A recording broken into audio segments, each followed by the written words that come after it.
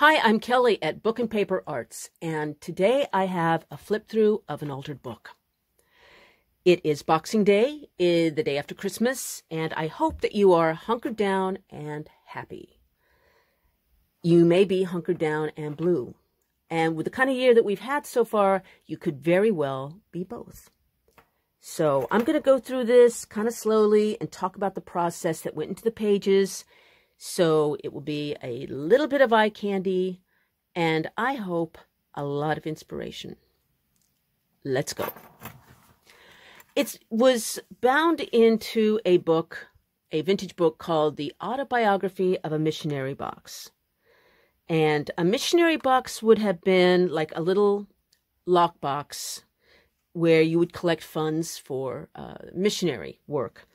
And because of that, usually I actually go ahead and alter the cover, but this had a lot going on already. I just wanted to leave that. It was quaint and weird at the same time.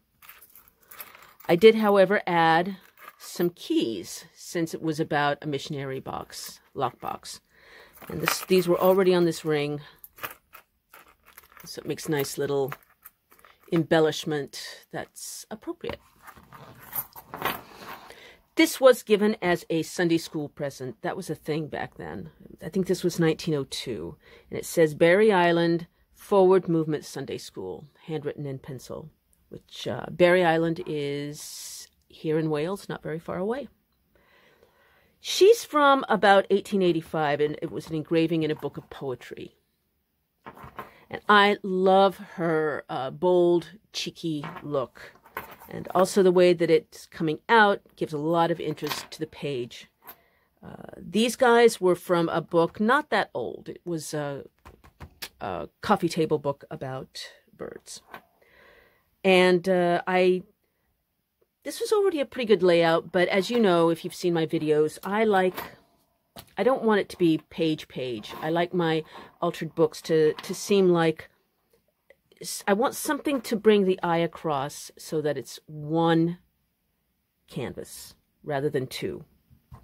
So I took this page, it's from an old French encyclopedia, and I rough tore just to the eye. It's asymmetrical, glued it down, and now I have something to my canvas that pulls the eye all the way across and links these images.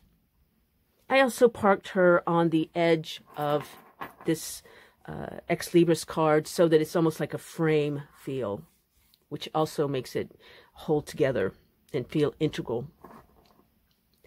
Let's see. Finally, I went round all of my images with a charcoal pencil and then smudged like crazy, which is my go-to effect for really making the images on a page pop and have some dimension. This lady is not that old. She's also from a coffee table book on art. But man, do I love her expression. She's a tough cookie. Again, I wanted some interest, so I added a fragment of a handwritten letter, this time going vertically. So you can still see underneath where I've added some gesso and other color with water-soluble pencils and whatnot. You can still see a lot of the text. Again, this flower is not that old. It came from a calendar from a gardening club. And it was about 12 years out. So it was pretty cheap when I got it at a thrift store, but it had fantastic images. Over here you can see I made a pocket by gluing the pages to themselves. And if you would like to see how this is done, I will link to a video showing it in the text below.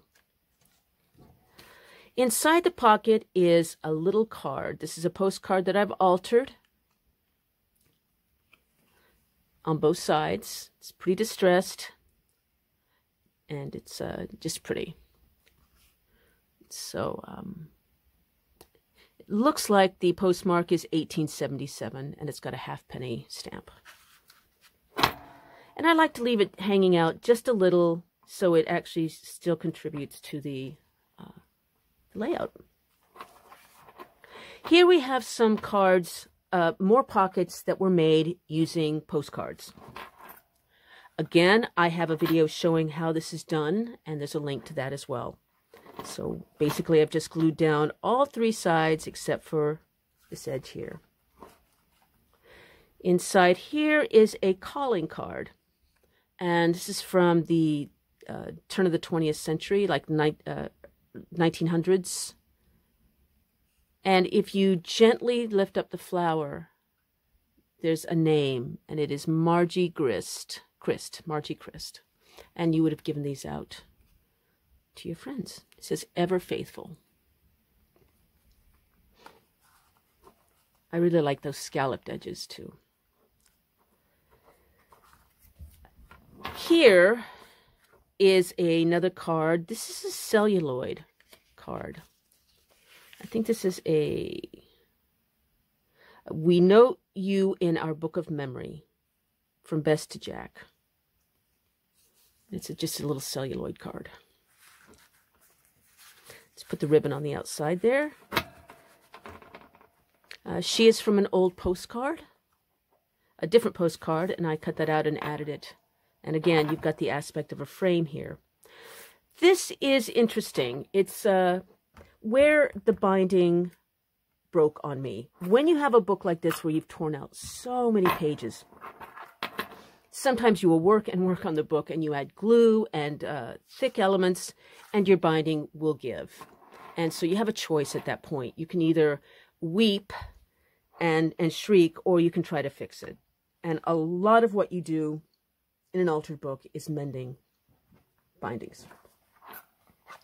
Here I used a tea bag. I like using tea bags because they are surprisingly robust. Once you've glued them down, it's almost like linen. So it held the 2 pieces together, and then it also gave a little bit of a pretty mysterious backdrop there that picks up on the patina in her hair as well.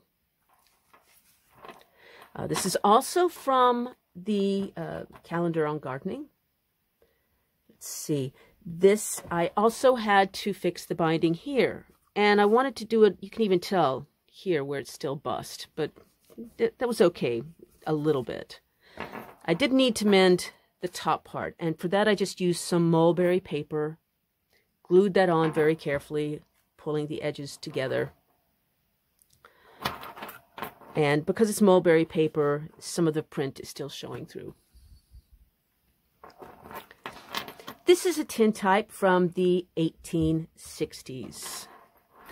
Photographs were actually printed on tin. And you've got this gorgeous old outfit.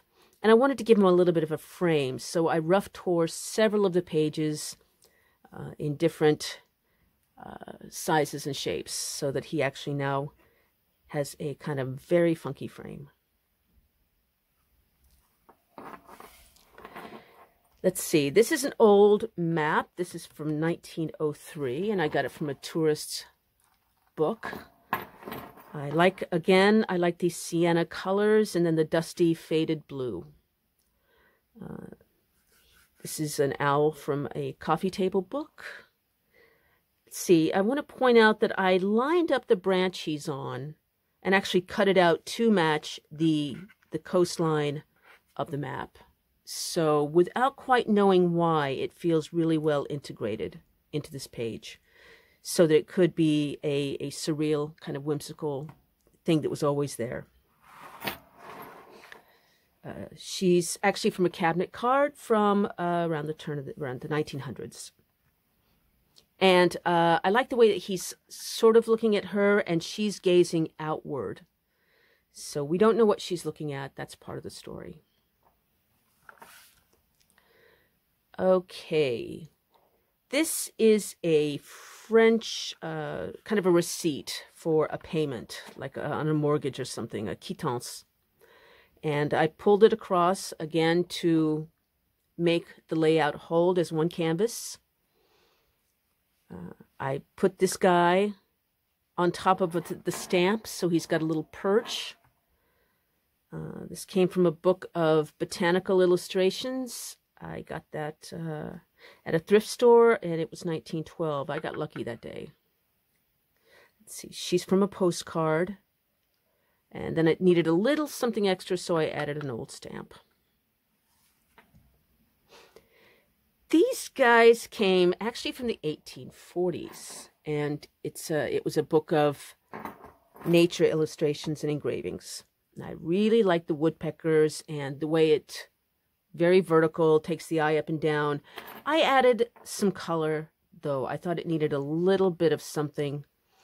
This is some mark making with stencil work.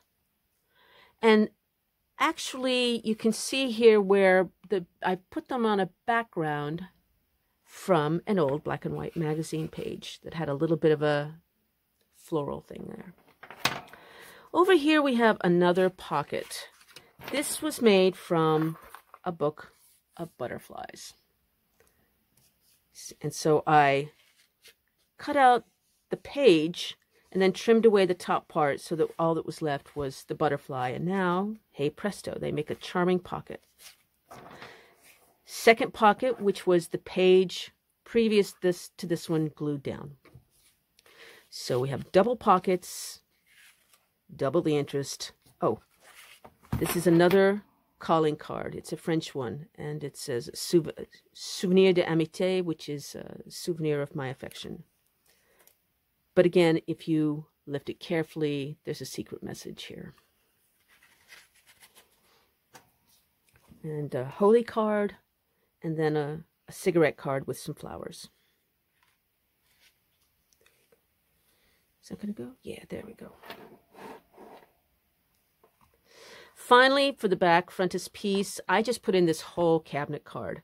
I often trim them, but I have a lot of these, and I've rarely seen one with a pet in it. And she's actually holding her pet cat here on a cushion, and I love that she put her cat into this cabinet photo. Let's see. From her costume, I'm going to go with this being around 1900, 1905-ish. I added a little bit of a handwritten letter here. Again, rough torn, asymmetrical. And these guys are from a 1940s book of Audubon mammals. And I kind of like the way that I put them in here so that they're sort of looking at the cat who's giving them the side eye. So there you go. If you like this video, please subscribe to my channel. And also subscribe to my newsletter. There's a new one coming out tomorrow with a really good end-of-year pep talk. You don't want to miss. All of that you can link to in the text below. Until then, if you have any feedback or questions, let me know in the comments. And until next time, get up and go make something.